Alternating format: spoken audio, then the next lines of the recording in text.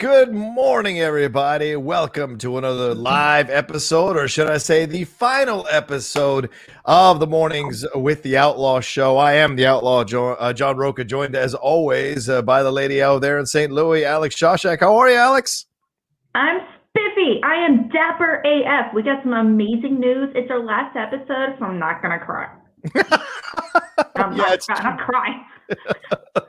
Yeah, it's just, today, just looking at all kinds of things, I made the decision that we got to kind of set the show off on a little boat out into the water, and it's been a hell of a run, and we'll talk about more of that later, but we got a bunch of news stuff to get into, a bunch of entertainment, breaking news. Perfect for the last show to have a piece of breaking news break this morning. Zack Snyder's Justice League, we're getting some news about the Sandman cast being revealed. We got some Mighty Ducks Game Changers trailer rolling up in here. Some Kevin Hart being cast in Borderlands, and George Clooney as Buck Rogers. So much happening that we're going to cover here in the world of entertainment for sure, and a Game of Thrones animated series. But of course, the big news we'll get into in just a second. Just let you know, yes, it is our final show. So we have the Streamlabs SuperChats open. Send in any comments or questions you ever wanted to send for me and Alex to address and talk about, and we will absolutely do so. So, all right, let's jump into this thing first of all, and that is what we got. Justice League. It is Zack Snyder's Justice League. It just dropped this morning. Zack Snyder on Twitter announced the release date March 18th, 2021. He dropped 3 monochrome posters for his version of the Justice League. They were titled Fallen, Risen, and Reborn. The first poster featured a shattered Justice League symbol. The second image drew inspiration from 1992's The Death of Superman cover. And the final poster showed a film canister with Snyder's name emblazoned on the front, of course, highlighted in red. So definitely, a way to drop this, a way to announce this on a Friday morning as people are waking up here on the West Coast. And here's the update. HBO Max also officially announced that it will be released as a, quote, full-length Max original feature film. But it will not be released in 4 parts. It will not be released as 4 one-hour episodes. It will be released as a full-on 4-hour feature film. Alex Shashek, we were talking before we started the show, and you said it feels like we've been talking about this thing forever. Well, Alex, we finally have a date. So March 18th, 2021. A, what are your thoughts on this date release announcement? And B, what are your thoughts on the posters overall? What's your feeling here? Can we 100% confirm that this is from an authentic tweet, from an authentic account, from the studios? Can I get an actual confirmation? Just kidding, guys.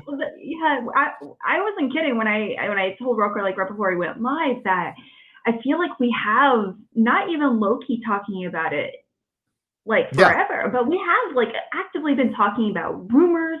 We've been talking about what we thought were confirmations that have been since dismissed. We've been talking about castings and editings and all that good stuff for so long. And so actually hearing this when I first heard it, I was like, this is funny.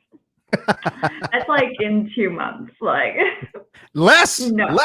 Yeah, less than 2 months. Like insane. What? No, this doesn't feel real. Like I have a hard time believing this. No. It's mind blowing to think about, because we've been hearing about it. Like as Alex said, we've been hearing about it for so long that you were like, well, is it ever going to happen? Are they going to push it? And there had been rumors for quite some time, Alex, that it was going to come out in March. It was going to be released in March. People were going to be talking about it in March, and then now it's finally happening. Now it's finally going down, and so people are excited about it on the internet. It certainly blew up the internet, and now we have March 18th scheduled or circled on the calendar, and we're just about to enter into February. We're only a few days away from February, so certainly and February is the shortest month of the year, so March will be coming a lot quicker than people expect. Also, it's going to give it a little bit of time to where it's scheduled between Godzilla, which of course just dropped their trailer as well. Godzilla will have a little bit of time, and then Justice League will be dropped. And also remember, Coming to America 2 comes out on March 5th. So March is pretty much the date you need, or the month you need to be circling at this point, that when we're going to get these like just stream of movies, these glut of movies, these big first run feature films that are going to be out there for people to consume.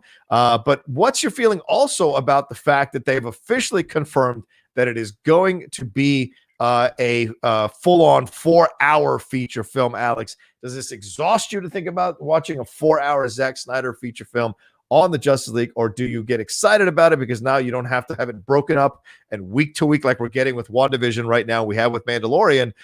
We're getting a full-on 4-hour feature film. What's your feeling on that? I really wanted a miniseries. I really did. Just because I really love building the anticipation between episodes, and I love being able to go back, rewatch, and really be able to analyze a lot of the Easter eggs, go back and analyze, every little bit. And we're not going to have that experience in this. Now, on one hand, I'm like, you know what? Kudos to you, Zack Snyder. Because that's a bold move, and I respect the heck out of that. And and I'm so excited to see what he's made. I'm really, really curious. This is I can't think of any other situations in Hollywood history overall. Not that I'm a historian, obviously, where this has happened. This is such a unique situation. Warner Brothers and the DCEU in particular is, and especially Zack Snyder, of course. I'm really nervous. I'm kind of to start training myself to not go to the bathroom or not pause while watching it a little bit. I can't tell you how many times I sat down to watch The Irishman with the goal to watch the whole thing, and it just didn't happen. It was like 20 times, and I still haven't finished it. I hated it. So, but that's a whole other conversation. That's a you and Kate Mulligan conversation. She hated it as well. I'm so bored. I'm so bored. It's true. These long movies are not for everybody. Certainly, our attention span as a populace, as a civilization, has shortened, and also because we have more demands on our attention than we ever had before. So this idea of sitting down for a 4-hour movie can exhaust some people mentally, but I find it to be fascinating that he 100% confirmed that it's going to be a 4-hour, or the HBO Max confirmed it's going to be a 4-hour film. Just that there's so much now that we have to, in our minds, start factoring into what might be in this film. And let's take a look at these posters real quick as I've got them up here. This is the first one he released. Pretty cool. The JL symbol there and what's happening. Very powerfully done. And then, of course, like they said, this is the one based on the 1992 Death of Superman movie the comic book. If you have Death of Superman comic, which I have, you will absolutely get that reference. And then here's the third poster here with his name emblazoned. You can't really see it in the red, but it's right there in red, streaming. There you go, March 18th. So there's canisters.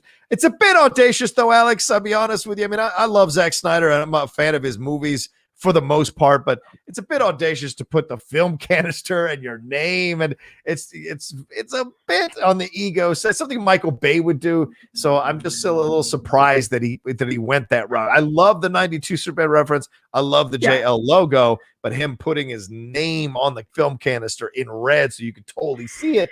It also has weird shades of Schindler's List. Remember the young girl in the red coat amongst all the black and white? It's a weird decision. It's a weird decision. What do you think? Subtle, Snyder. Very subtle. I'm just going to sip my tea over here. Like you said, it's definitely a weird decision. I do respect it. I understand, I love the idea of seeing this potentially in black and white as well as color, just because that can really add a lot to it. Yeah. But I wouldn't want you to make it into black and white just because you can. That it's what purpose? But the posters, honestly, I understand the references. I've seen them on the comics before. I have the comics. It doesn't excite me all that much. It just the film canister one. It just feels like such an ego stroker, and it's I get it. Yeah. Whatever. Yeah. But lastly, it's it really kind of shows more so than the mythology of these really great stories Yeah. and these characters. There's a weird story and mythology behind the making of this movie and how this movie happened and came to be over at HBO Max. So I would love to see like behind the scenes how this happened, like come out in like a year or something like that. Because I feel like that would be the movie poster for that behind the scenes documentary situation, not for the actual movie. I don't disagree with you, Alex. There's hopefully there's someone working on an independent documentary about this series. Or, well, my friend Sean O'Connell over there at Cinema Blend, he's written a book about the Snyder Cut. He sent me an early copy of it. I'll be reading it and interviewing him on the deep cut in March before this thing comes out. So there's already a book about the whole process of this that's going to be coming out. You can pre-order it now on Amazon. He, of course, he's a journalist. He runs Cinema Blend, so he knows all about this stuff. And so he's the one that I'm looking forward to reading his book about the whole process for sure. So I'm sure he knew this date before anybody else did. So I'm sure he's happy that he's finally able to speak about it as well. But you're right, Alex. There's probably a great documentary. We've seen great documentaries about the making of films. Hearts of Darkness being one of the top 3 documentaries ever made about a making of film. That's how the making of Apocalypse Now, for those of you who may not know. There's a number of documentaries about the making of a film. So maybe someday we'll get this kind of independent documentary that's not beholden to Zack Snyder or DC or Warner Brothers about the making of this movie and all the behind the scenes drama that went along with this whole process of this film coming out in the way that it is. And by the way, IGN is speculating from their article that the way Zack Snyder is phrasing this, it could be possible that Zack Snyder is dropping these all at once. But HBO confirmed it will be a 4-hour movie. So just to clear up any confusion, HBO Max came out and said, yes, it will be released as a one full-length 4-hour movie. And you may be able to watch it in 1-hour chunks. I don't know, but the option will also be there to watch it as a full-length movie. Some details about it right at this point right now. It is said to include around 150 minutes of unseen footage. Now that doesn't mean that that's footage that they reshot for the movie. That's just footage that Zack Snyder already had. 150 minutes of unseen footage, 4 or 5 minutes of additional photography. So, Alex, they brought back Ben Affleck. They brought Harry Lennox. Has been the rumors of him being Martian Manhunter have been confirmed, and they brought in Jared Leto as the Joker again. So all of that for 4 or 5 minutes of additional photography, and it'll include footage from the theatrical release and then elements that ended up on the cutting room floor. Also, it's been made clear that it will not feature, quote, a single frame from Joss Whedon's reshoots. So that's a situation there as well. So not one thing that you saw in the Justice League that a lot of people do not like and do not enjoy from the Joss Whedon side of things will be in the movie. Now, you may see stuff from the movie that was released, but all that stuff that you see from the movie that was released is Zack Snyder stuff. I hope we get rid of the Russian family. I'd like to get rid of that, or the Eastern European, whatever it is. I'd like to get rid of that family, but I imagine they won't be able to, since the rumors are that was something Zack Snyder put in the movie. So we'll see how it works. But 4 hours, Alex, that's a hell of a gutsy thing to be dropping on this situation. And Alex, it's kind of insane to think about the fact that Joss Whedon, when he was hired to come in, was almost seen as this kind of savior coming in to save Justice League, to help Zack Snyder. He was a friend of Zack Snyder. Zack Snyder coming out with these comments recently talking about how he just couldn't fight for the film after his daughter's suicide. He wanted to focus on that, couldn't focus on the film. And now how the tables have reversed, where Zack Snyder is seen as this, this god in essence by a lot of people who are looking forward to this Justice League. And Joss Whedon is pretty much persona non grata with all the stuff that's come out about him over the last year or so. Insane. Yeah, I definitely agree. Like I said, there's a real mythology behind Zack Snyder and what happened with him. And because unfortunately, due to family situations, obviously I'm grateful he took a step back. Yeah. Because family comes first over a movie, no matter how beloved the movie is and its characters are to us as fans, obviously. not only that, but him coming back and revisiting to this story, he's like rewriting a lot of these characters, adding new characters. This is not the same movie as before. Like I know they're apparently like 3/4 done filming when he decided to leave the film, and so there is quite a bit they are filming as well. I mean, even Jared Leto, he's like made several comments. I believe it was just Cineblend where he like mentioned, well, he's a warrior, he's a madman, I really love him. But also he really cares about his actors. So, yeah. I don't like Jared Leto, but that's another conversation for another day. But yeah, I'm really curious to see how this is going to play out. I understand, obviously, this is going to be a huge epic film. I also I'm really not super excited to see how this is going to come to be in one movie. This is like, what's really great about Avengers, and just tying back to Joss Whedon, that it is argued it's one of the best movies in the MCU, just because it took like 7 movies to get up to that point. Right. It's a really wonderful conclusion, nice little bow on top of it. It's fantastic. It's a great superhero movie in general. Versus this movie, there's so much history behind it. We're not getting a lot of the same history. We're not going to get the same amount of build-up. We're having a lot of build-up through shit like this, but it's not exactly the same versus like 7 movies build up to Justice League, like we should have, could have, would have. Yeah, agreed. It makes me nervous. Like, it really makes me nervous. Like, I don't know. Like, I know. What if this movie comes out and it's just like it gets it gets destroyed by the critics, it gets destroyed by some of the fandom, because I mean, BVS is a pretty divisive movie for a lot of the fandom. Divisive. Mark Riley and I have gone back and forth about that movie. He likes that movie. I do not. I don't even like the extra 30 minutes they added on the ultimate cut, but I love Man of Steel. I'll defend Man of Steel. There are elements of Justice League that I enjoyed. It may be Zack Snyder's elements that I was enjoying in Justice League. We'll see.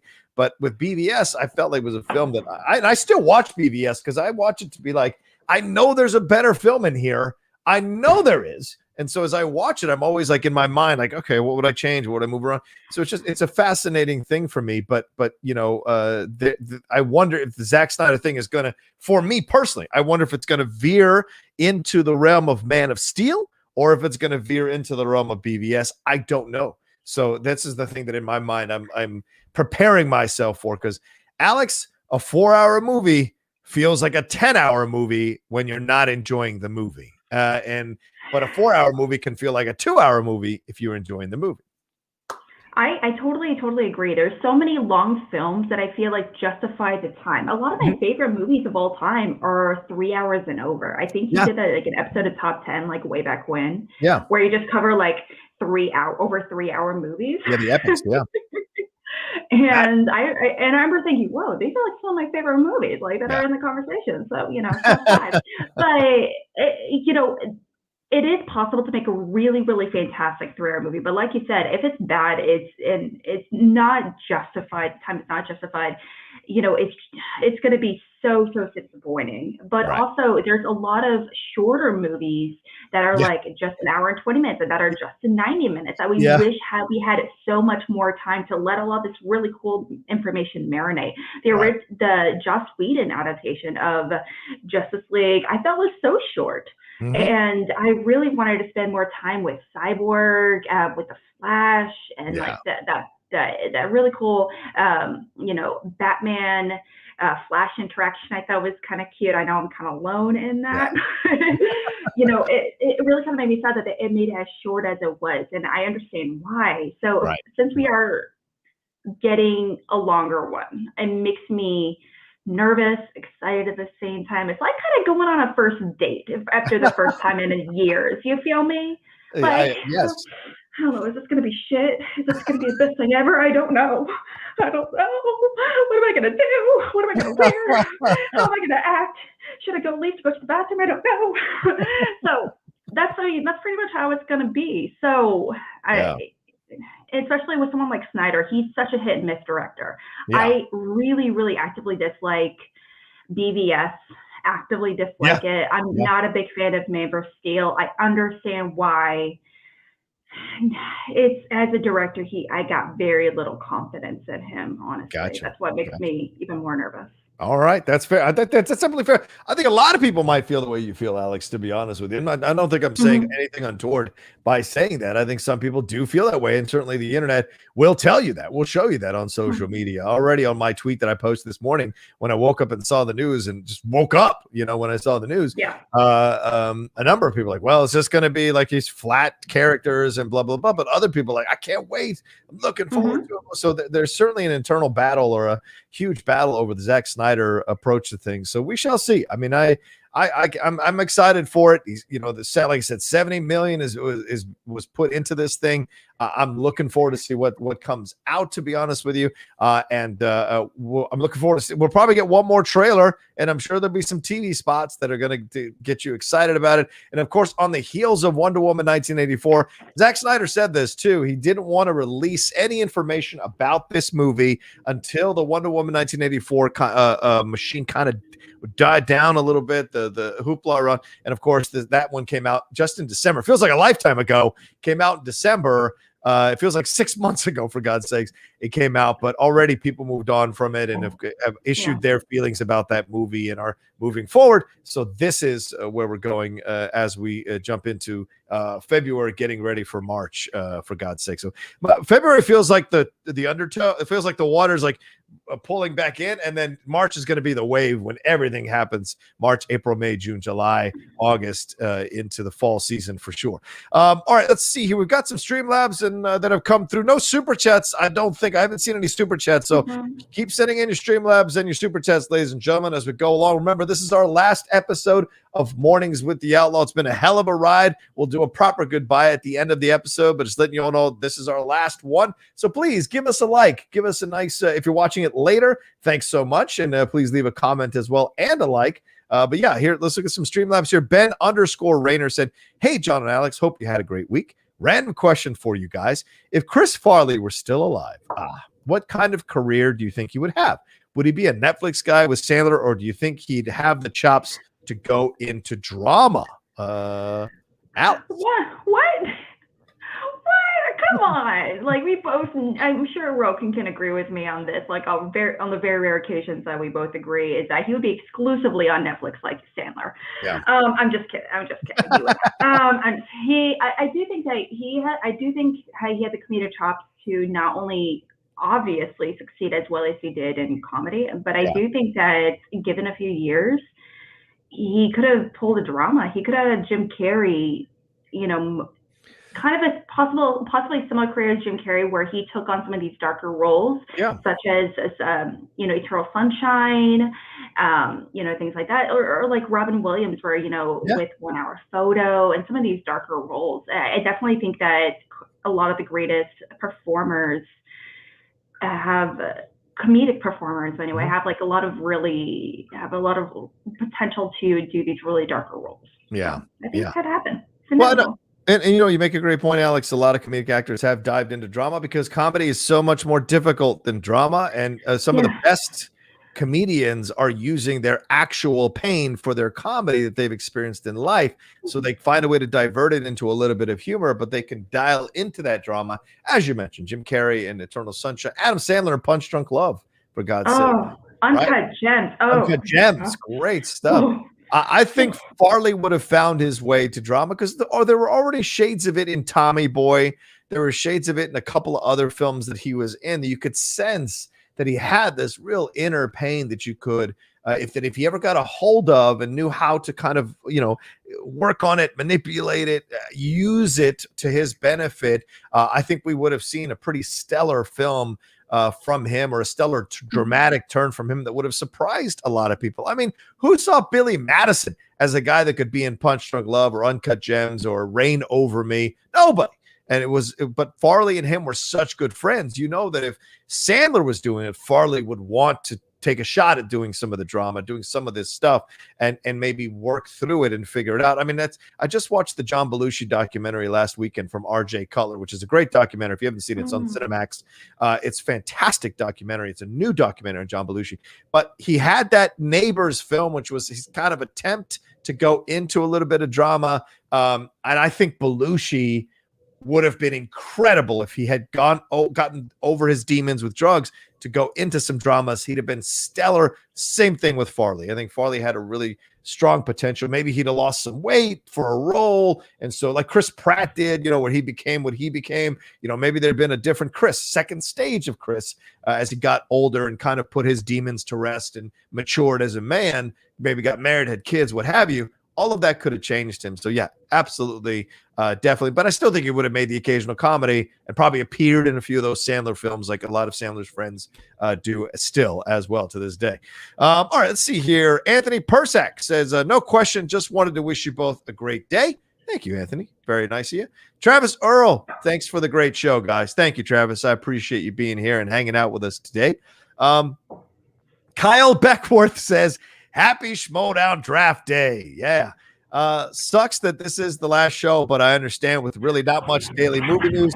Enjoying Geek Buddies WandaVision reviews, though. So quick thoughts on episode 4. Can't give you quick thoughts on episode 4. I'm not revealing anything. I'm not talking about anything with that show until we do our review tomorrow. Just letting you know that all the people who were complaining that it was moving too slow or too confusing, I hope episode 4 shut you up for a little bit, and now you're happy. It used to be okay to have mysterious things. We can be patient, ladies and gentlemen. It's not a negative. So, but anyway, that's what I'll say. That's my quick thought on that. What about Alex? Yes. Do you not know anything about our generation? Our generation, we have no patience. It's true. We got to know everything. We got to have it right now. Come on now. It's just kind of bonkers. People that are like really hung up over it's like, yeah, it's been so disappointing so far, can really suck it. Yeah. Okay. they can just get a whole fat nut in their mouth and just shut up. There it is. Sorry, too much maybe? No, I like that. I appreciate it. But yeah, I like I kind of mentioned with BB when it comes to BVS, I actually prefer. Like I said, I like the anticipation and over analyzing a little bit, getting excited. Do you remember when like Game of Thrones was at its like super heyday, and we were like, oh shoot, like water cooler talk, about every single episode, like oh my gosh, Jon Snow, Daenerys, what? Yeah. Every single time, and having the episode at like in between. Remind me of like the first season of Mandalorian. It's just so much loving. It's great. Right. And people need to calm the F down. It's a TV show. A TV show. It is a with TV some show. Beautiful people. Catherine Hahn in particular is beautiful. Yes, I don't disagree with you. She is incredible. Yeah, it is absolutely a vibe, and she's killing it. Everything. I love her so much. She's fantastic, that's for sure. I can't wait to see what they do with this and where they go with this, because I'm excited about it, and it's been great to see how they've done the first 3 episodes, what they've put together, and then now going into the 4th episode, it's even more exciting to see what they're going to create overall with this, because I can't wait. I want to put it together like now. I want to see it now, and so it's like let's see what the end result's going to be. But I don't mind the waiting either, Alex. I like that they're making us wait. I like that they're putting us in our place a little bit, being like, hey, not everything is going to come to you when you want it to come to you. Have a little bit of patience and enjoy what you're getting already. Savor it. I mean, that's the thing that we enjoy about doing these reviews for WandaVision is we get to deep dive into these things and really enjoy the creation, really enjoy what's being built and savor it and enjoy the exploration of the Easter eggs, enjoy the connections. Remember, that's the things that you enjoy about geekdom is being able to guess what might be happening or pick little clues out and think it might be that. That's the great thing about it. So, but I think this episode, I think maybe they realized, okay, let's finally give them a little bit more. So I think people are happy about it. So we shall see. One of the best things about being like a nerdy AF fan is just knowing those Easter eggs and searching and like hunting for those Easter eggs. I mean, like there was a time where like, do you remember when like the original Star Wars trilogy came out and people had to wait like 3 years between each film? It was like, I think it was like 77, 80, and like 84 or something. Right. Anyway, but there was a good amount of time in between. Like, can you imagine like fans back in the day being like, guys, we have to wait 3 years for the next movie. Yeah. It's just, it's such a pretentious way to kind of go up, like make these demands. Yeah, it really is. But I feel like it's a conversation for another day. That's fair. So That's fair. Patience is a virtue not when a bad it comes to fandom. Yeah, even the press isn't getting. We got the press got the first 3 episodes ahead of time, which was great. But we're only getting one episode a week as well, just a little bit ahead of time. We're not getting like full episodes, like 4 or 5 episodes ahead of time for the entire series. We're only getting 1 episode a day or 2 before everyone else gets it. So they're protecting it very clearly because they can't even trust the press to not reveal a spoiler. So it's a smart process for sure. Anyway, we'll see what happens. If you watched episode 4, please don't ruin it in the chat, for God's sakes. No spoilers in the chat. I will absolutely block your ass on out of here for sure. Even if it's our last episode, I'll still block you out of it for sure.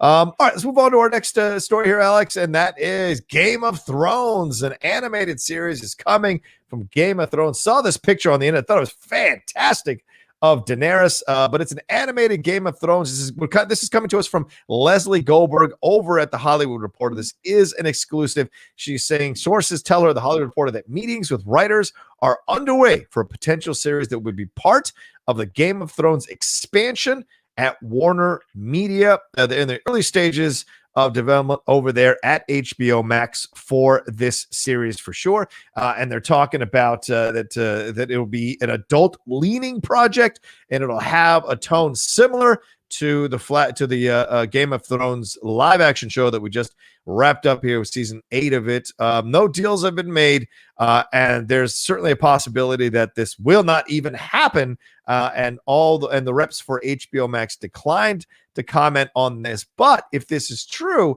this falls into the category of a larger strategy here that they are developing, that George R. Martin is doing with Warner Brothers for Game of Thrones. And Francesca Orsi is leading this. She's the drama head over there at Warner Media with her group. They're working directly with George R. Martin to like build out this sprawling Game of Thrones world. And it's supposed to be starting with HBO's House of the Dragon, that prequel that was picked up straight to series in October of 2019, starring Olivia Cook, Emma Darcy, and Matt Smith. That begins production in the spring. So let's take a look at this situation right here in the story. Alex, would you be excited for an animated Game of Thrones series here that is adult leaning, so possibly R-rated on HBO Max? And this makes so much sense as we hear about a possibility of a Harry Potter TV series. So what's your feeling about an animated Game of Thrones show? All I'm hearing is that you really want me to bring up hentai. Totally. Just kidding. I actually mentioned that because I actually had a few people be like, does this mean this? And I was like, no, you clearly have no idea that there is a huge, really great world of so many animated TV shows in an anime style and some not in an anime style that are like made specifically for adults. Like, you're not going to have children watch Attack on Titan. You're not going to have kids watch some of these very adult leaning, like really dark shows with a lot of really dark, really complex themes, which I really, really love. I'm not a fan of that particular art style with that picture that you gave, but I know that's not how it would look. No, that's just a, it was just an example. But it was just an example, but I really like that idea that that we can dive further into this world, because it's similar to the Wizarding World or Middle Earth in particular, or the world of Star Wars as well. Is that these worlds have such vast histories, and they're so complex. And there's no reason for us to really stick to this particular family or this particular point in history at all. So just by expanding and going to other areas of the world, it would be, or in time or whatever it might be, would be really awesome, because it's so beautiful. I mean, like, who wouldn't love it? Yeah, I think so too. I think this is a great way to expand it, and Warner Media and over there at the WB, they've said, like, we had this process going for a while, this idea of doing more Game of Thrones projects rather. We had this going on before Disney announced all their stuff on Investor Day. We had already been working on stuff for Game of Thrones, and of course we just heard the rumors about a Harry Potter TV series, which according to a couple of my sources that I have over there, they have said that the meetings are actually happening, even though they refuse to comment. The meetings are actually happening. They are exploring. Doesn't mean it's going to happen. They're just exploring the possibility. So basically what you're doing is waiting to hear the right pitch, and then you go forward with it. So maybe they're doing that here too, waiting to hear the right pitch for a Game of Thrones animated series, and then go forward with that. And look, some of the best animation that you'll see can be a little adult leaning. A lot of anime can get pretty hardcore in some of the depiction of violence or bloodshed or what have you that goes on. So that's nothing new, no big surprise. Also, there are other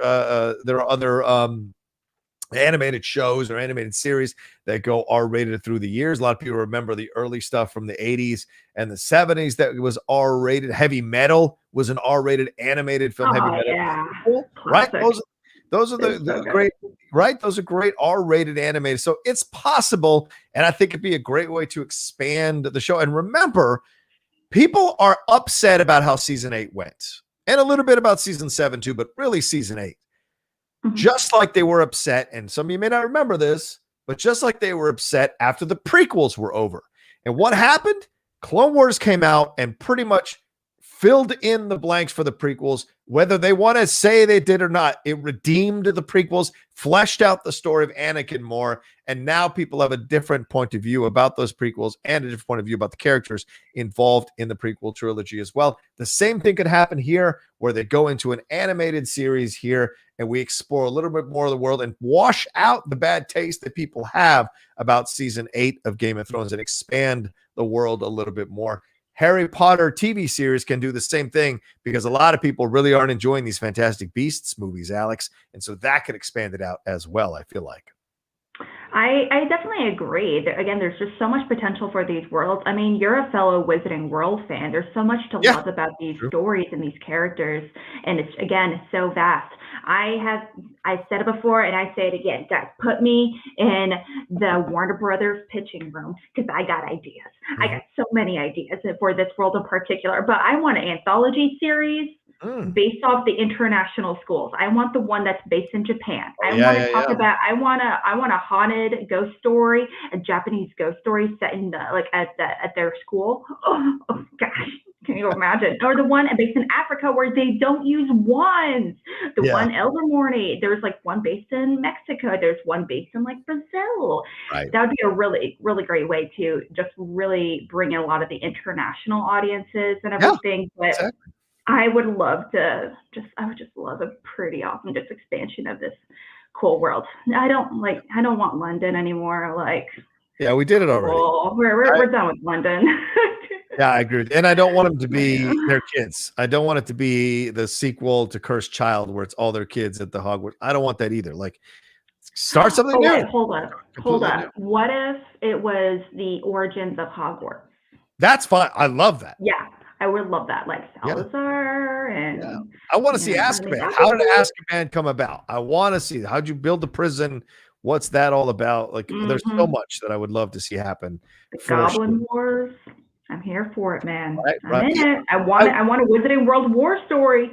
I want it. I don't want a sequel, but I wouldn't be negative towards a prequel. Maybe exploring the younger years of James and Lily and Severus, the Marauders, the battle with the formation of He Shall Not Be Named. I wouldn't be adverse to that, but I don't think I'd want that to be the first project. Do you know what I'm saying? That's true. Move away from Harry Potter and do something else. Then you can come back to that as kind of a revisit. But yeah, all of this is happening. HBO Max's efforts here, according to the Hollywood Reporter, to mine IP like Harry Potter, DC Comics, Sex and the City. It's part of a larger strategy to better position its parent Warner Media for the future. So, they are focusing on their streaming services, Alex. HBO Max here for Warner Brothers. A lit agent, a literary agent that they got to speak to them here for this article says, in the face of massively expanding verticals, people have to make choices about what services they want based on what they can provide them. Right. HBO Max is going to look in their library and they're going to exploit everything that they can. So that's a great point there, Alex. Certainly, all those studios are starting to look at what they can bring onto their streaming services. Because I mean, the way they're rolling out the vaccine, the way the previous administration botched the rollout of this vaccine, we are not going to be vaccinated in mass as a populace until 2022. So and that means people are not going to be rushing to go to these movie theaters at the same numbers, in my opinion, as they did in the past. So people are going to be home. Plus, even once the vaccine comes through, I think people are still going to want to stay home and watch this stuff at home rather than drive out to the theater, deal with traffic, deal with parking, deal with rude people in theaters, deal with people on their phones, talking, sneezing on you, all that kind of stuff. People would rather stay home and enjoy themselves. And people are getting used to it. So I'm not saying the cinema experience will be dead, but I just think these streaming services aren't going to go away, even if this vaccine comes through and people can go to the theaters a little more comfortably than they have before. We shall see. We shall see. Yeah. Let's see. We got one Streamlab that came through. Yeah, ladies and gentlemen, we got another 30 minutes left in the show. Then we got to get on out of here. So this is our last episode ever of Mornings with the Outlaw. So if you want to send some love, send some support, feel free to do so. The Streamlabs address is right there on the screen, also in the description of this video. I should have pinned it to the chat. I'll do that now. But A. Torres says, hi, guys. I think Gucci should get Alex as an assistant manager for the Schmodown.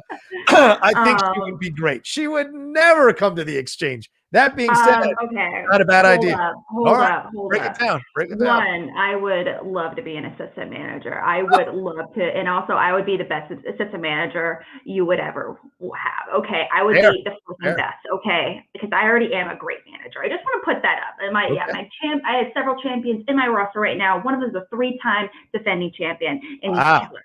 Anyway, but that's another conversation. But exchange can suck it. Okay. There you go. It's what did we do? What did we do? We made some decisions. It's nothing you did. It's Gucci in particular. Okay. There's just such disrespect from a man that he doesn't even put on a shirt. He's just like walking around doing his thing, and he's the lack of respect from a man like him that doesn't do anything versus us hard working managers and faction competitors. It's really nauseating. And I don't even think he likes his own competitors in his faction. Like, who would willingly want to work with someone that's just so rude to you on such a regular basis? Like, why? Who hurt you, Gucci? Here's what I'll tell you. Do you need to get you a binky? Do we need to get you a binky? Here's what I'll tell you. This is real. I am so excited about draft night tonight. We have been really focused up on what we want to do tonight. We'll see how it all goes down. But that's but keep thinking Tom doesn't know what he's doing or walks around, all that kind of stuff. People can keep thinking that. And I'm happy for that. I mean, we're going in, we're the underdogs this year. Everybody hates us. Everybody wants to dismiss us. All these other managers are patting themselves on the back, kissing their own butts all over the place because they finally had one good year after Gucci's had 6 of them, 6 great seasons. So I'm glad that all these newbies on the block finally are doing well and they're happy about it. But, never, ever doubt someone who's been a champion many times over, who's won manager of the year many times over when he gets knocked down. Never, ever doubt that person when they get back up. So that's all I'm going to say. Okay. You know what? On that note, absolutely. This is also the first season. So actually, going into this season, that's the first time he's actually had to be a manager. He's never really had to go up. Like, he's never really had to be in a situation where he had to help, really actively strategize and really work with the competitor before. Like, he's never really had a competitor, he's never really fully had to work with a competitor and be like, hey, we should work on some strengths and weaknesses. Hey, what numbers are you going to go with? Hey, this. Hey, what are you going to do for this? This is the first, this past season, I think it was, I feel like it's just the same for all managers, though. It's a growing, learning experience. I do expect him to improve going into this coming season. I feel like it's inevitable, but in no universe will you or Gucci ever be an underdog. Oh, Ever. I Ever. I think I if don't you care if you're going up against Dan Murrell. I don't care if you're going to, I don't care if it's going to, I don't care like whatever new team you're going to be on, inevitably, you will never be an underdog. no, everybody doubts. I, Everybody says I'm done. Everybody says I'm old. okay, like, Even Frankie Numbers says I'm finished. I'm on my way out. He can't help. yeah, He can't wait for me to leave. well, Frankie Numbers can suck it every once in a while. I don't know what to tell you, you know, and so you know, again, never Yeah. be an underdog. I'm That's just very stating facts here. That's very kind of you, Alex. I appreciate it. Andrew G says, I'm late, but I'm here. LOL. Was a good run morning show. Alex, you did great. Was a pleasure to have you and your cats part of the Outlaw Nation. Agreed. The cats have been My great. cats are actually like running around. One of my other cats just had a bath recently, so my other cat doesn't recognize his smell. As a result, he's hissing at him a bunch and attacking him. So it's just like a lot of sprinting around the house, and that's why you see me like random like those like facial like random facial expressions. So that's what it is. It's like, you look like the cat I remember, but you don't smell like the cat I remember. So Exactly, suspicious. You a clone. Oh man, I love it. All right, let's see. We got some Streamlabs that have come through. Yeah, ladies and gentlemen, please keep sending them in as we wrap up the show here in about 30 minutes. Tushka, salutations. Speaking of Tushka, said, so sad to hear the morning show is coming to an end. Could we move the show to Drinks with the Outlaw, or maybe a Saturday morning show called Hangovers with the Outlaw? I would happily, drunkenly, or hungoverly moderate the chats. Much love to you, Alex. There you go. That's very kind of you, Tushka. Thank you. Absolutely. Thank you. But no, I don't do drinking shows. That's not really my thing. Other people do drinking shows though, but I appreciate it. It doesn't mean that I don't occasionally have some drinks on the Outlaw Nation show on Tuesday night, but drinking shows not really my thing. Andrew G, but I appreciate it, Tushka. He says, came in late, but who cares what critics think of the Snyder cut of JL? This isn't for them. It's for us. It's for Zach, not them. Personally, I think people should care less about what critics think about any movie, but JL isn't for them. Carry on. Well, and I want to take your point here real quick, Andrew. I hear what you're saying. I do think critics matter in this way. When you're first walking into film, what is it that I need to watch to appreciate the medium of film? And certain critics, knowledgeable, respected, intelligent critics like Leonard Maltin and others who've written books about movies extensively, can guide you on the path of what movies to watch. At some point, you will achieve a level of understanding of what you like and what you don't like. And then at that point, you can decide whether you want to listen to critics or not and go and walk your own path. But I do think critics serve a very valuable service to our overall world of film when you're first getting into film. Even when you're still figuring out what film is, they can guide you into seeing some of the classics, appreciating some of the classics, what to watch out for in some of the great films. You can read their reviews or read books about them, those kinds of things. I think that's where critics really serve to be a powerful voice. Once you've achieved that level, then you can do what you want and not listen or listen. But yeah, sorry, Alex, what do you think about that? Also, Critics? Remember, Rocha is a critic, so he's biased. I'm not Leonard Maltin. No, you're not biased. I mean, like, I know, like, there's different types of movie critics. Like, it's different. There's different types of critics. But I mean, like, you are a movie critic. Movie critics, I don't want to say that they're the bee's knees, because I don't know. It's like, I don't know. I'm not like into media theory or film criticism, all that good stuff. I'm just a fan at the end of the day, personally. And I think media criticism in particular, but film criticism is actually kind of important just because it really requires us, especially for films like this, where it's like such it's meant to be a fan film, where it's still necessary to have this criticism because you need to put them in perspective of other films as well. Realistically, this is not going to be a standalone. I mean, by no means we're not going to be comparing this to like Pulp Fiction or Philadelphia Story, obviously, but you need to kind of put in perspective a little bit and how it kind of circles in.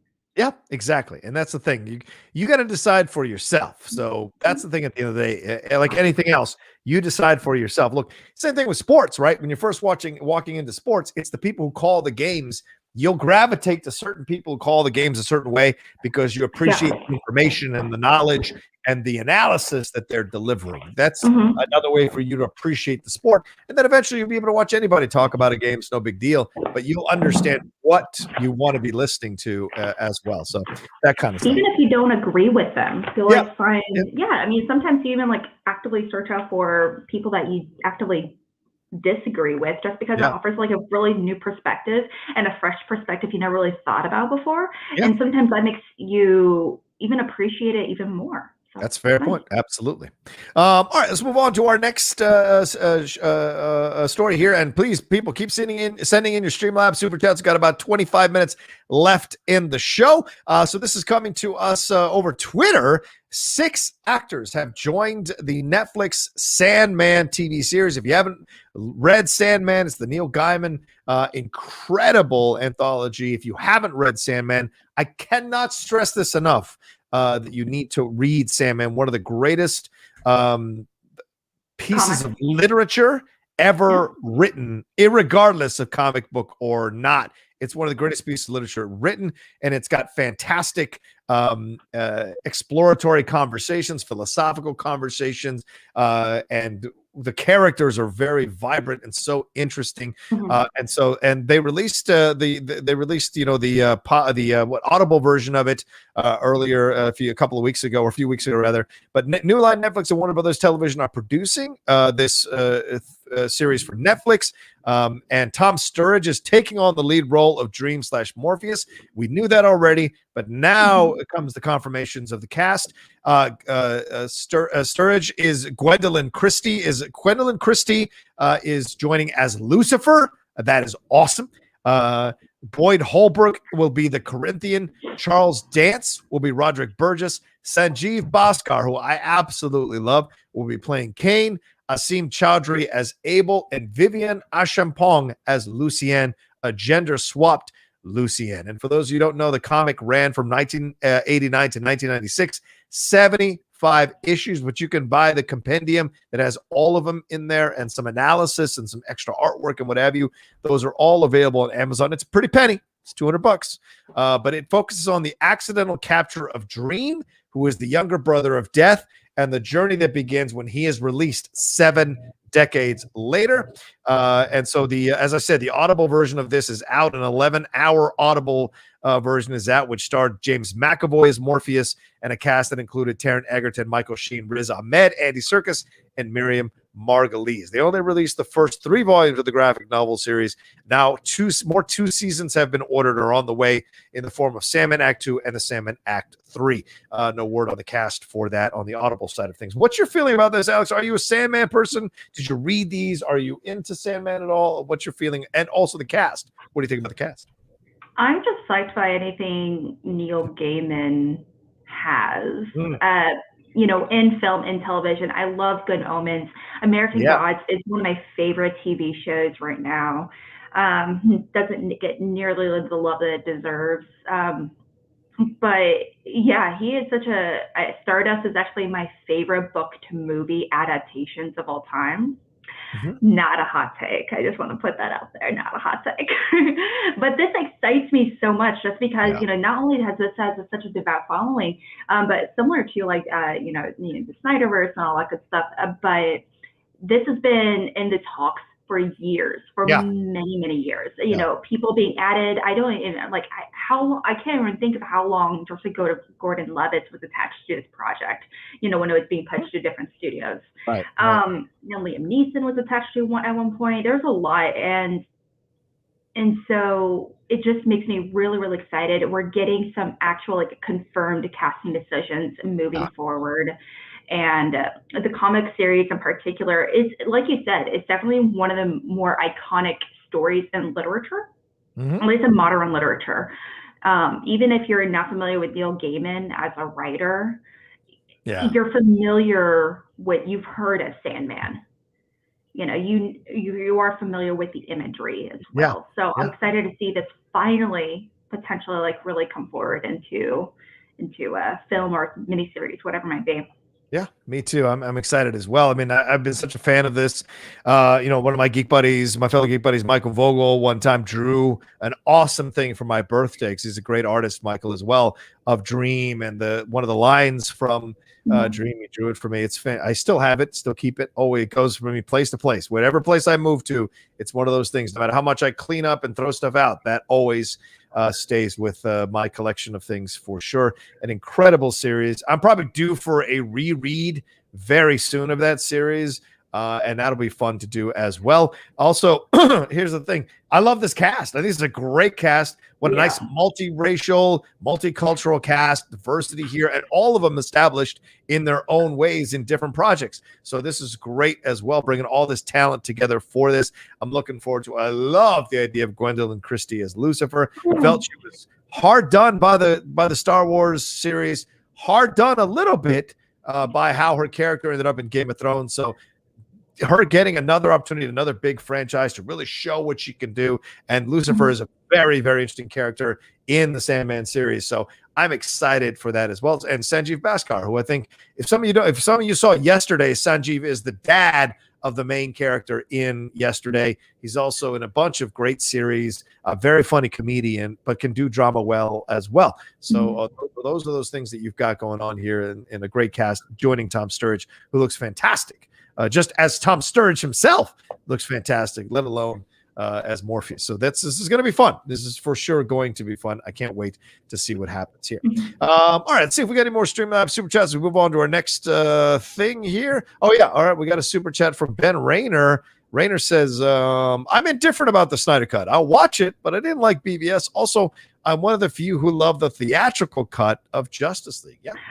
I definitely recognize why people love Justice League, the theatrical cut, because it in its own way, it kind of felt like the Avengers. And also it was like, it felt like a very traditional, like 90s superhero movie. And I like that. I like that. But this one wasn't a good one. But I respect your decision. All right. Fair enough. Fair enough. Not going to judge you. Not going to judge you. Respect it. Respect it. There you go.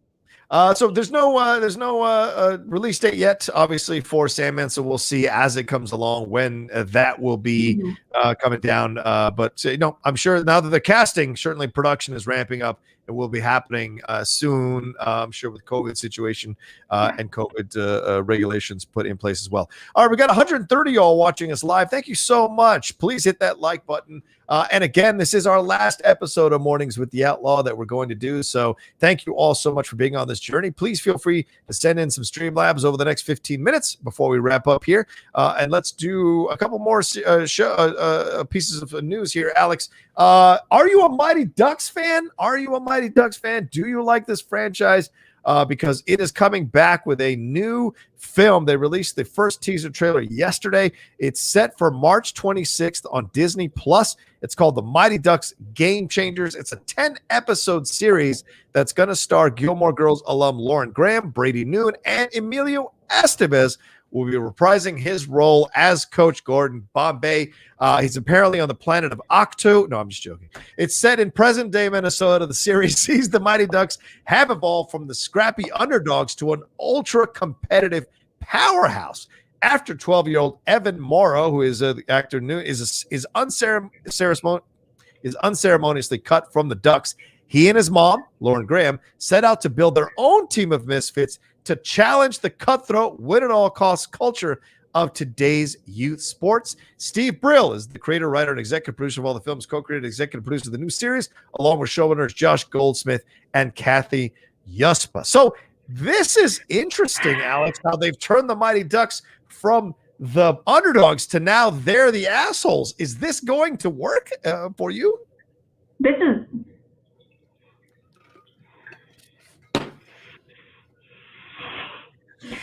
It's like what is happening? What is happening? One, I am a product of the 90s. Yes. So obviously I know and love, I grew up with Mighty Ducks, so sure. Also, this is also, I think, a direct reflection of the popularity of Cobra Kai. Yeah. Oh, good point. Yeah, and like I don't feel like I was actually kind of waiting due to the immense support and immense fandom that has grown from Cobra Kai, the TV show, that we haven't had more announcements kind of along these lines. And this is definitely the first that I can think of off the top of my head, at least, where we're kind of getting like this like ragtag like group of guys that's going to be like SWAT, and oh my gosh, they're the bad guys. Not surprised, we didn't see that coming, because that's never happened before in any of the other TV shows, but whatever. But oh my gosh, are the Russians the good guys now? Crazy. The Icelandic team, are they going to be like buddies? What? Nuts. But the thing is,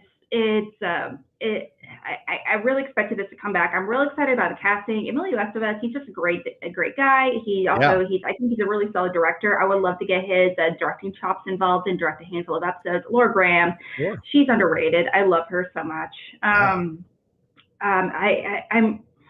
I really wouldn't want it to be almost like a direct reaction of Cobra Kai and make it almost they try to make it identical to that, essentially. So that would be a little disappointing to me.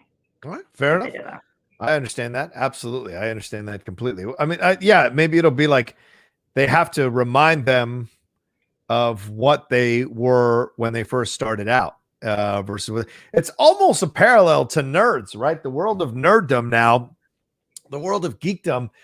When I was in high school, geeks got the shit kicked out of them all the time, beat up, bullied, what have you. Now it's the nerds who are bullying people. It's the nerds who are being toxic on the internet, on social media. It's the nerds going after women and making them feel uncomfortable and insulting them and being completely inappropriate. It's the nerds who are out here picking fights and getting into battle. So that is an interesting change. So maybe there's a little bit of a message throughout the movie that people forget the origins and the foundations of where they came from, because they're so cocky or they're riding high, and new generations have come in who don't understand what happened in the past and are just like enjoying being the cool kids and what have you. That's possible too. Comic books aren't nerdy anymore. It's like, it's not. Nope. Superhero stuff is not nerdy. It's very frustrating when I hear about nerds being very protective and gatekeepery around some of these subjects and topics. It's really, really frustrating. And the only thing is, I have been DM'd, a handful of times, some very rude, mean things. That never started until I started talking about Justice League. Yeah. That's like I was never really personally sent like a mean or rude DM, and then I was like called like horrible names. Because of my opinions on Justice League, because of these people didn't like my opinions on some of these. And so it's really horrible gatekeepery way to kind of go about it. And the idea that this one thing can be geeky, but this thing can't, because the idea of being a geek is not having a specific knowledge of one subject or like such as like comic book stories, or being nerdy can be understanding like baseball stats. That can be nerdy. Understanding Sex and the City history, and that is 100% geeky AF. So it's definitely a thought process and a way you go about something you love, the intensity that you feel about it. So the Mighty Ducks in particular, people can get super duper geeky into this. And so I'm really excited to see this really come out. I'm excited to get it's going to be socially accessible to wear some Mighty Ducks merch. Get me some Mighty Ducks hoodies again. That's a fair point. Maybe I'll get some like face paint, put some on my face.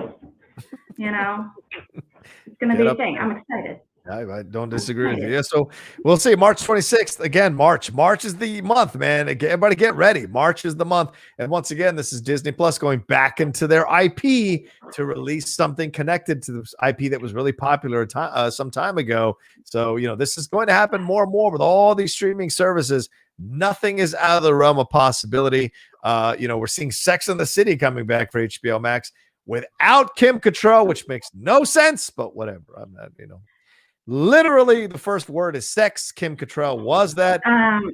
Please. Hate to break it to you, John Rocha, but that is actually an incredibly conservative show. I watched the show. I know I watched the show because they not only do the women slut shame each other tremendously, but they are really horrible against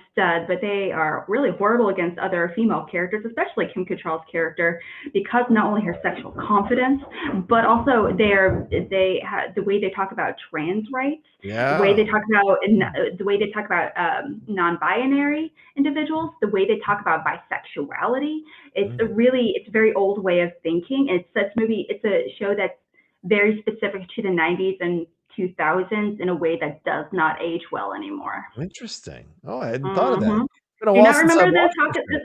Yeah, okay. It was like when Kim Cattrall, when Samantha, she's had a relationship with a woman. They all kind of made fun of her for having a relationship with a woman, and she's like, "Yeah, I'm a lesbian now," and they're like, "Yeah, we're just waiting for you to call it quits, gonna get bored off of this kind of thing." It was their attitude towards her exploring this relationship and just having a relationship. Yeah, they were really rude about it. Wow. Actively dismissive and mean. Yeah, it's awful. All right. I'll be aware of that if I do a rewatch. That's a great point. Please do. All right. Let's see. We got any more? Okay. No more Streamlabs super chats to come through. So let's move on to our next story real quick, Alex, before we wrap up here. Kevin Hart. It has been announced Kevin Hart will be joining Borderlands. It's the new film that's being based off the video game franchise Borderlands. Going to be stationed at Lionsgate. Eli Roth is directing this, but Cate Blanchett has been cast in this as well. But Kevin Hart is the big news. He's the new cast member. He will be playing Roland, a skilled ex-soldier turned mercenary. Blanchett is playing Lilith, a siren and legendary thief equipped with magic skills. Craig Mazin, who wrote Chernobyl, which was incredible from HBO, has penned the screenplay. And Kevin Hart, of course, just finished wrapping a new comedy called The Man from Toronto.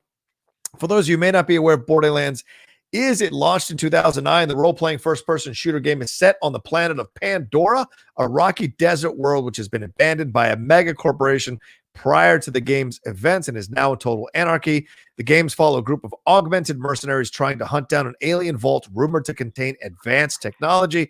They find themselves battling the local wildlife and bandit population and ultimately attempt to stop the head of a private corporate army from reaching the vault first. So Kevin Hart is not someone I think about when I think about a bunch of augmented mercenaries in a video game franchise movie. Kevin Hart is someone I think about when I think about Jumanji, which is kind of making fun, but not in a mean way, of these kind of augmented characters or avatars in a video game movie. So this is kind of interesting. We spoke about Chris Farley earlier from a question going dramatic. This seems like it's going to be more dramatic. It'll have comic tones, I'm sure, but it seems like this is more of a dramatic action movie. So do you like this casting of Kevin Hart in this? John, do you remember us talking about earlier about Farley? He had hints of drama. Sure. Like a lot of comedic actors can 100% play dramatic roles. A lot of great dramatic actors have their roots in comedy, and because it's all about timing, and that's something comedians and comic actors, they have in spades in theory if they're good actors. And that's something I actually really believe that Kevin Hart, he has the real ability to do. I'm excited for Cate Blanchett. I think we're surrounded by the right people that he can really do something special, to be honest. I don't think he's going to be the star of the movie. Obviously, Cate Blanchett's going to knock it out of the park. That's Lewis. I cannot wait. But I'm excited for him. I'm excited to see him kind of take on a kind of a darker role. That's not. Maybe he's going to be comic relief. Maybe he's going to be like an asshat. We'll find out. It's going to be a Peachy King. It's going to be all cheesy. Yeah, I don't disagree with you. I'm looking forward to seeing what it can do. Listen, I'm not. I got to be honest, Alex. How I'm built. I don't have. I have a tough time not being honest about the situation, better or worse. No, crazy. What I don't like Eli Roth as a director. He doesn't excite me about any project he does. I don't think I've ever liked an Eli Roth movie. And him being and him putting the at Lionsgate, already my expectation level is low because Lionsgate doesn't really produce the greatest of movies overall. They do have some good movies, no doubt. But when it comes to the video game franchise situation, I don't know if Lionsgate is the studio that I would turn to myself personally, combined with Eli Roth. That being said, if you love Eli Roth, knock yourself out. If you love Lionsgate, the quality of product they do, knock yourself out. I'm not bashing the studio overall. I just know that certain I don't expect high quality from something like this because Lionsgate's not really a it doesn't have like money like Warner Brothers or Disney or whatever. So you're going to get a little bit less of the quality. But that being said, it also means that this is going to be a ground-based, gritty film that is very much not about showing you the special effects. It's more about the story. So Craig Mazin writing it does excite me though, because I love Chernobyl. You don't like Knock Knock? No. Or Hostel? No. Really? Man, I don't like the clock with a house with a clock in its walls. I don't like it either. I liked it for being a family film, but the thing is, what I actually really like about him, that decision to make him as director, is because something I think that, because I can see a lot of the arguments of him not being as great of a director. 100%, I see that where you're coming from. Something I think he's really talented about is creating really excellent, creepy visuals. And I think in the game of Borderlands, where that is like up front and center, where it's just this kind of apocalyptic, weird dystopian, there's creatures and like plants and stuff out to get you and stuff. I feel like that's honestly like right up its lane. There's a real horror element to this movie that's going to happen. Yeah, that's true. And that's something I'm really excited to see. Now, as far, like you said, this is definitely a risky move. I absolutely agree. And him working with Cate Blanchett, like they have in Clock in Its Walls, makes me iffy, to say the least. But the thing is, I trust her, and I trust her taking on weirder, darker roles. Yeah, overall. Totally. Yeah, I don't disagree with that at all. Cate Blanchett is always willing to kind of like explore the limits of her talent. Not that there are any limits, but pushing the boundaries, I guess, of what it's almost like she's won Oscars or something. Yeah, or something like that. Right. Or something. What? Sure. She's like a really super famous world actress? Like what? Crazy. I mean, Meryl Streep did The River Wild, so these great actresses like to expand, like to to try out different genres. That's a full-on action film. You got to experiment in order to kind of push the boundaries a little bit as creative. And that's something that's something he's gonna do with this. Yeah, I mean, like, look, Cabin Fever, Hostel Part 2, Green Inferno that's torture porn. Knock Knock, Death Wish, nothing. There's not any of his films that I enjoy. Do I love Knock Knock? Maybe that's because I'm a girl and I kind of watch it a little differently. But gosh, but also anything Keanu Reeves. Yeah. And De Armas too. She's fantastic. Sorry, Ben Affleck. Sorry. That's true. All right. So we'll see what happens. That is supposed to be they're in production now, and we're heading towards some shooting, I'm sure, really soon. And we'll see when this thing actually comes out, and when they'll put it together, and when it'll be released for people to consume. Eli Roth said, "I'm thrilled to be working with Kevin. Borderlands is a different kind of role for him. We're excited to thrill audiences with a side of Kevin they've never seen before." So we shall see what ends up happening with this, and what it all turns out when a first trailer drops. If he looks good as this character role, we shall see. All right. Well, we have come to the end of the show, and consequently the end of the run of Mornings with the Outlaw. It was the first show I created here on the Outlaw Nation. And it was, my way of kind of like getting into movie news and still doing a little bit of what I had done at Collider with Collider Movie Talk. It was a great way to kind of get in touch with the fans and talk with the fans and communicate with them. And so many of you who are here now have been on the ride with me, and I can't thank you enough. So I appreciate it madly. And, all I can say is, I started this to kind of get myself going, after I had been let go and I was like not even sure what was going to happen, what I was going to do. The show was my way of forcing myself to get up every morning, to work on a show, to research, to talk about this kind of stuff. It was my way to get myself back in the rhythm, and it has served me so well. And when I was concerned about where the show was going or what the channel was doing, I reached out to Alex Shashek on Facebook chat, and Alex and I had a great conversation about it. And after that conversation, I asked Alex to become a co-host of the show, and she was so kind to jump on and jump in with both feet. And the show took off from there. And it's been so much fun doing the show with you every Friday, Alex. You bring such a unique perspective, such a fun perspective, and such a needed perspective in our conversation. So thank you so much, Alex. I appreciate it madly.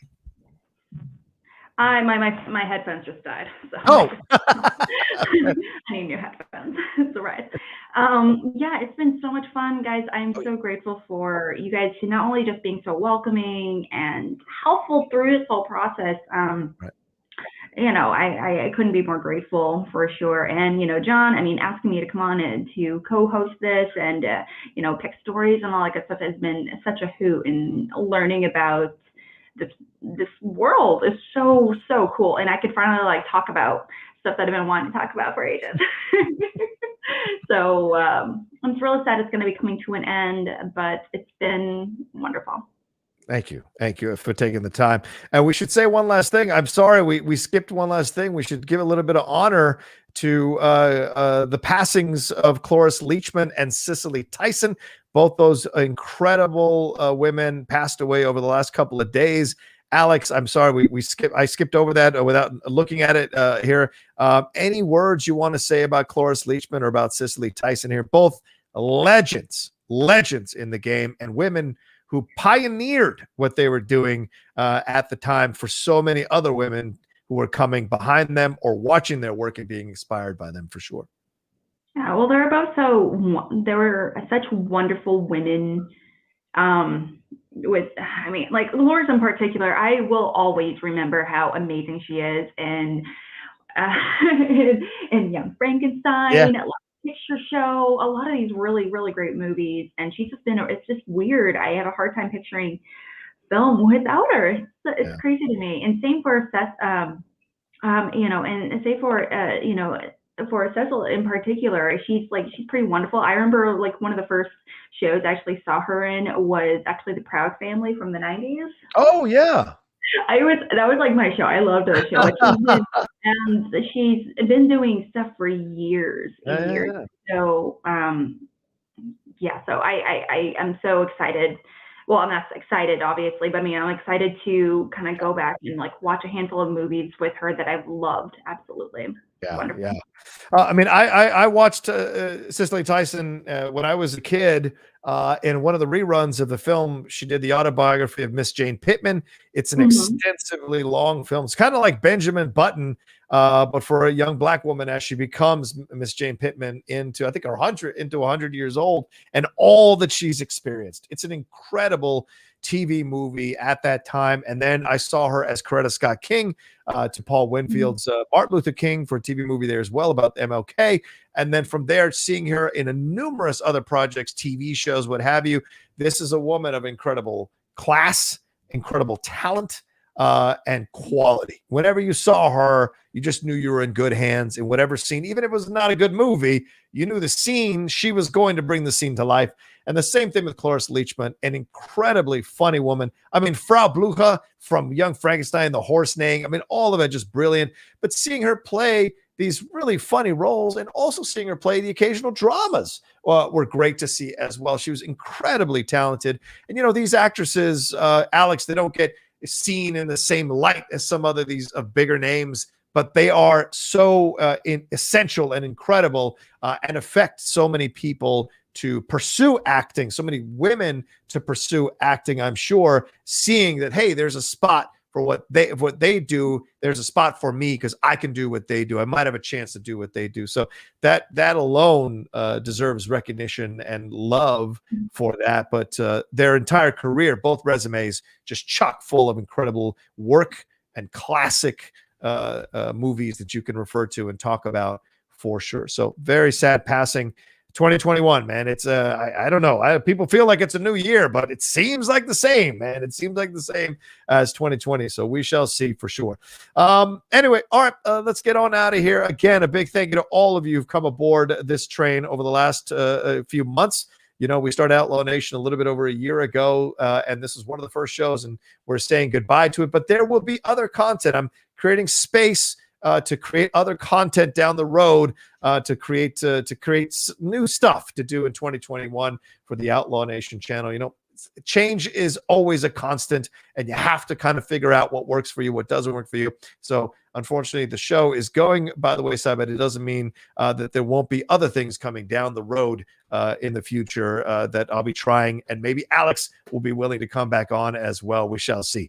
Alex, please tell them thanks again with the bottom of my heart. Thanks again for taking this chance. You really kind of changed the channel by bringing your energy to it, and I can't thank you enough. Where can they find you, and where are you available on the internets? You can find me kicking Rocha's ass as an assistant manager for our rival faction one day. That's what you can find me. You can actually find me with the Call to Action podcast on YouTube and anywhere podcasts are found, Apple, Spotify, all that good stuff. So definitely check it out there.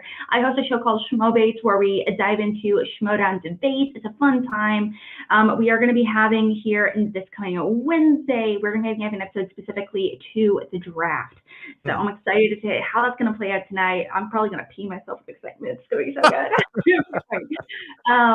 And what is Gucci going to do?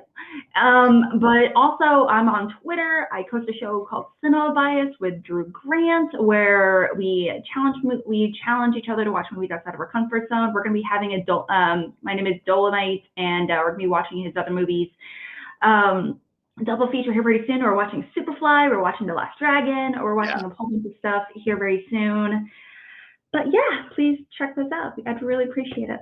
There you go. There you go. Follow her on all those things, ladies and gentlemen. If you enjoyed her during her run here on the show, you get more of Alex if you follow her. You get more of Alex if you watch all her shows, and she's been fantastic on all those shows. So please go. I just was on Schmobates a couple of weeks ago, which was so much fun beating that Frank Janish. It was a lot of fun getting involved. Be nice to him. It was his birthday today. Is his birthday today? Frankie yeah. Numbers. Happy birthday, Frankie Numbers. Happy birthday. That's what I'll say. Yeah, definitely. It was a blast. And, hopefully I'll get to guest on some of the other shows that you all have over there on Call to Action. I'm always down for it. So thanks so much, Alex, again, for taking a chance on this journey. And thanks to all of you again. You can find me at The Rocha Says on Twitter and on Instagram. Please remember to subscribe to the channel down below. Hit a like. And for those of you who are watching us later, leave a comment. Comments and likes elevate the visibility of the show and the channel. So please do all of that. All right, we're out of here, and come and see me at SEN Live in 7 minutes, and then at 3 p.m. today for Strong Style, live episode of our pro show Strong Style. I was on ESPN San Antonio last night talking about Royal Rumble, so we'll play a clip of that for you all, and also preview the Royal Rumble that's happening this weekend, and we will be doing a watch-along of the Royal Rumble starting Sunday at 4 p.m. PT. We're watching the whole thing. Me and Aaron Turner, you'll be able to watch it with us as well. And don't forget, Schmodown Draft Day, 5 p.m. PT today. It's going to go down. It's going to be madness. Alex, I'm sure all y'all over there Call to Action are excited about all the madness and all the stuff you're going to have to talk about for sure, because there's going to be super amounts of drama, I have a feeling. So craziness. All right. Much love to everybody. We'll talk to you soon down the road. Have a great rest of your day. Remember, practice social distancing. And what do we tell them, Alex? Wear a mask.